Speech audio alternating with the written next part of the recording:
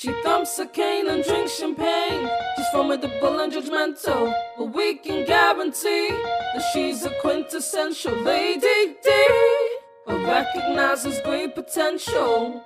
What would Danbury do? Welcome to Season 2 of What Would Danbury Do, a podcast about Julia Quinn's iconic family, the Bridgertons. Last season, we took you through the OG Bridgerton series. If you haven't listened yet, scroll back and check them out. We wanted this season to focus on the Netflix series about the Bridgertons, but with the release date still unknown, we've had to make a new plan. So for Season 2, What Would Danbury Do presents Happily Ever After, the second epilogues. In the meantime, for no reason other than we all deserve some extra joy in our lives, stick around for a very special, very Australian episode of WWWDD Pod. Don't forget you can find us on Twitter, Instagram, and Facebook, and join the conversation using the hashtag WWWDD Pod. How are you guys going? Yeah, I am going okay. How are you guys? Oh, no, okay. No, it's not. It's not that you've lost Sorry. the connection. It's that we both took a very pregnant pause. Deep breath. Yeah, fair enough. Do you know how I made you guys wait a little bit while I figured my shit out so maybe I would be less busy? Yeah. Yeah, Not. but failed.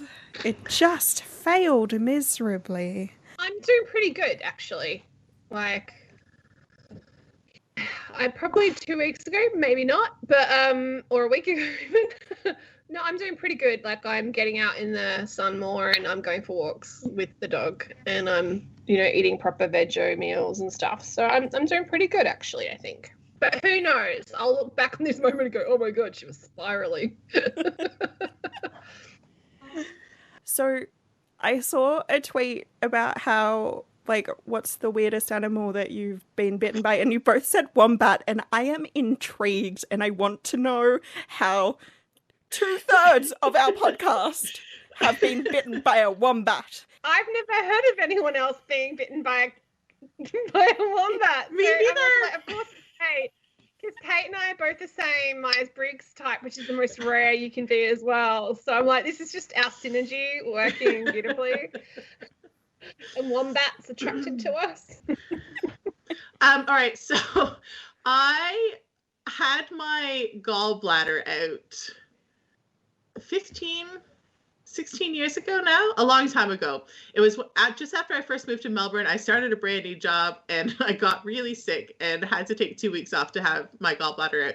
And my mom flew down from Brisbane to be with me because you need to have somebody with you after gallbladder surgery, because if there's any sort of stones left in your system, they can wreak havoc. So anyway, but it's really boring recovering. So when I was started able to move around, I made her sort of drive me around Victoria to show me things that I hadn't gotten a chance to see. And we went to this place called the Giant Worm, which is a animal sanctuary down Mornington Peninsula way that used to boast giant earthworms. And you could go and see them. But all of their earthworms died. And because they're a protected species, they can't go and get more. So there's this place called the Giant Worm where there are in fact no worms, which we didn't know until we got there. And then we were like, here is a picture of a giant worm. And we were like, amazing. Totally Sounds worth like a bad Tinder line. totally worth the admission price for that. But what they did have was a wombat hospital, and we were the only two people there. So surprisingly, it was not hugely popular. So they let us go into the wombat hospital where they were feeding the baby wombats. And when you feed a baby wombat, you feed it sort of like you'd feed like a baby. So you hold it on its back, sort of cradled in your arm, and give it a bottle. And to my absolute delight, they let me do that, and it was delightful, and the wombat was really cute, and it was a highlight of my life. and then the bloody thing bit me. And they can bite. They have enormous strength in their jaws. And I don't know if it thought like my finger was part of the bottle or whatever, if it was just a bastard of a wombat, but it bit and it really hurt and I nearly dropped it. And I think that the animal hospital people were very unhappy that they never let me hold it in the first place. Okay, this is where our stories diverge. I went to Arambira, which is a wildlife park in South Australia near Victor Harbour. And we were there as a family trip, and we went past, I was not near any of my family. We went past a wildlife enclosure, which was actually pretty short. Like, they didn't have big enclosures, so you couldn't, like, not. It was like a kiddie park or something. So I just thought it was, you could pat them because, like, I was 12.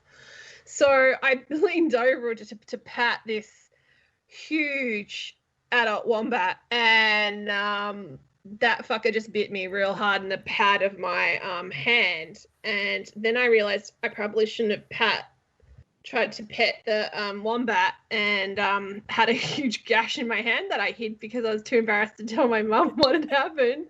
And guess what got horribly infected? So yes, tales of tween Adele. But yes, they got their teeth. Oh my god, oh my god. But yes, a wombat bit me. And one of my favorite books when I was a kid was one called "Don't Pat the Wombat," and like true. But I'm now Hashtag life.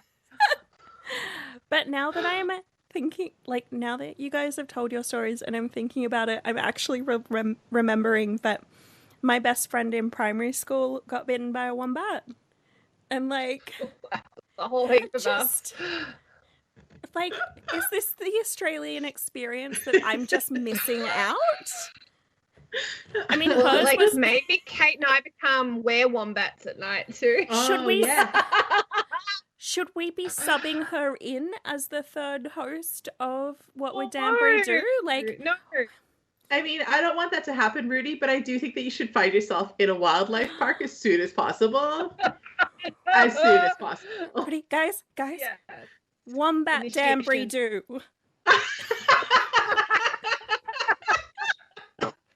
We can't do better than that in this episode. I think we're done.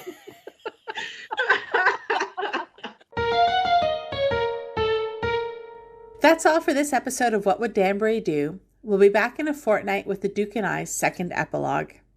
In the meantime, you can find us on Twitter and Instagram as @BridgertonPod, or send us an email at bridgertonpod@gmail.com. This episode was recorded on the traditional and unceded land of the Gadigal, Wurundjeri and Boonwurrung people, and edited by our audio producer Rudi Bremer on Gadigal country. Thanks for listening, and remember, WWDD. What Would Danbury Do is part of the Frolic Podcast Network. Find more podcasts you'll love at frolic.media/podcasts.